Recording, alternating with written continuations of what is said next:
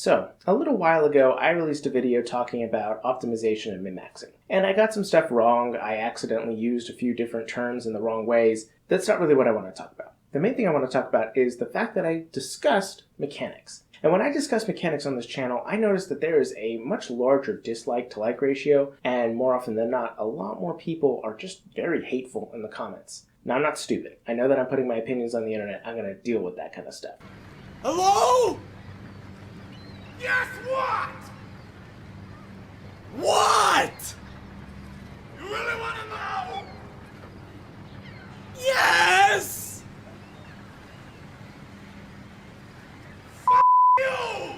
It rolls off my back. But the reason I'm addressing it specifically here is because I've noticed that people think that they're expert on mechanics. I do not think I'm an expert on mechanics. I know that there are people out there that know more than me. But when you discuss mechanics, everybody seems to have their opinion.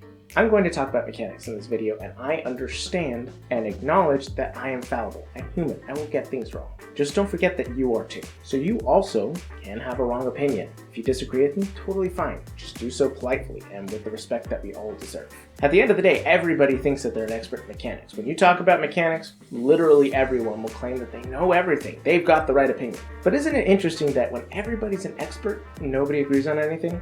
Something's off there.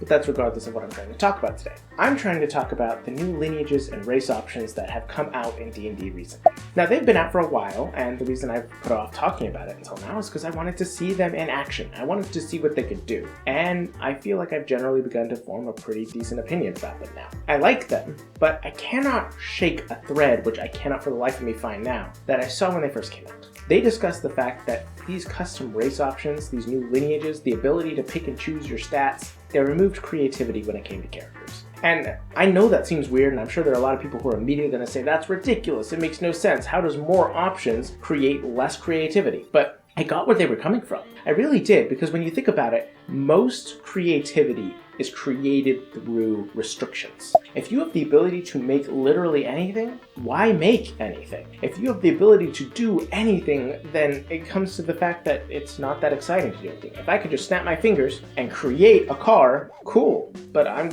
just gonna create the fastest, most safe, reliable car. There will be no creativity. But since I can't do that, people constantly innovate and drive to create the most fascinating car.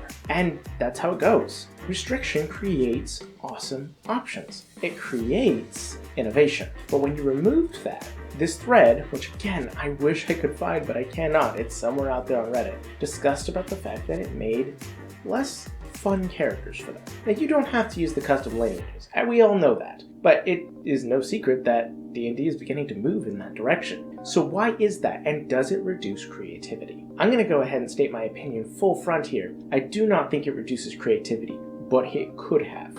Here's what I mean by that. If you think about it, when D&D 5e first started, we had a very limited amount of race options, and we had the 12 classes and only a few subclasses for each of them. There was not a lot to work with. And people immediately just jumped in and began making what made the most sense. And that's where we got a lot of the stereotypes that we get. Human fighter, high elf wizard, gnome wizard. It just goes along. I mean, the mechanics made sense. When looking at playing a cleric, the dwarf got extra proficiencies, and it was already really sturdy and had the right stats to be able to play a cleric. Therefore, dwarven cleric is a stereotype. All those archetypes started because it made the most sense at the time mechanically. And that's when people started to want to get interesting with things. That's when they wanted to innovate and evolve. Once people got through the same old, human fighter, wizard, high elf, they began to change. Hey everyone, Jay from the future here. As I was rewatching this portion of the video, it occurred to me that these stereotypes are equal parts due to the early days of 5th edition, but also due to a lot of rules in some of the earlier editions of Dungeons & Dragons. So, I just wanted to put this here before inevitably someone said something about it. Also, I did not have access to my microphone when editing this portion of the video, so I had to use text-to-speech.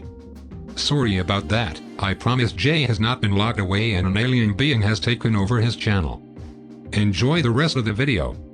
What if you did play a high elf bard? The mechanics didn't make sense there, but you could create an interesting character out of that. And I think that right there, for a lot of people, when it comes to Dungeons & Dragons 5th edition, is the golden age. When there was just the chance to be able to explore everything, to figure out what you wanted to do, to change and mix match and figure out what didn't work and what did work, to make unique characters. I mean, after all, I remember a time where people would play a tiefling wizard and that just didn't make sense, but people were excited about it. And as more and more races came out, more and more mixing and matching was possible. This worked with this worked with this, but what if I did something a little different over here? What if I took a character that was not very good in charisma but had really high strength and made a paladin out of that and just found a way to work around that? It was fun. But we've gotten to the point where that fun has remained but lessened. More and more race options keep coming out, and now it just becomes more about what race do I want to play. Not what race works with the class. I just want to play something new, something interesting. And as D&D 5th edition has evolved, it's also become more story-based, far more than before. I've made a few videos talking about that. But things have become different, more interesting, and people have gotten tired of the same old. They just want to be able to make more interesting characters, avoiding the mechanics of the classes. If I want to play a Loxodon, I don't want to have to sit there and think, alright, which class fits best with the Loxodon? If I'm sitting there and I'm thinking, I want to play a Loxodon and it would be super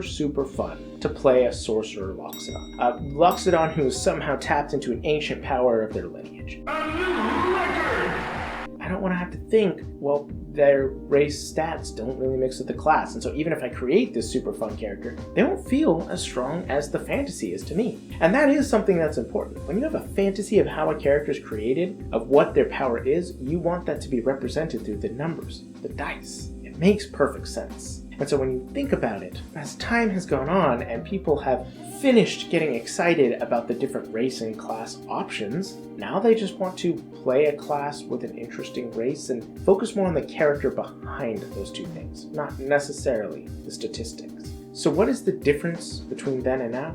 Time. People had more time to explore, to change things, to figure things out. They had more times to figure out what races they liked, what classes they like, and now they want to figure out what characters they like. Not to say that people haven't been doing that before, of course they have, but now it's become more interesting for them. As time has gone on and you've explored more, of course you're going to want to find new things, and that's why D&D is changing. That's why the races are changing. Because no longer are we having fun with the mixing and matching of things as much as we could, when we just want to be able to choose the race for what that means in the world. What is the lineage of an Aarakocra? What do they look like in the world? Not necessarily their stats, but what does it mean to be an Aarakocra? And that's how things have begun to change. Now, is this true for everybody? Absolutely not. And I know that there will be people who disagree with me. Totally fine. Again, just be respectful. But I really think that this is true for a lot of people, and I know it is for me. I want to be able to explore what's out there without having to think about stats. I want the stats to fit the fantasy of what I'm playing, not fitting the fantasy into the stats. And so I think that's why things are changing. So, does more options reduce creativity?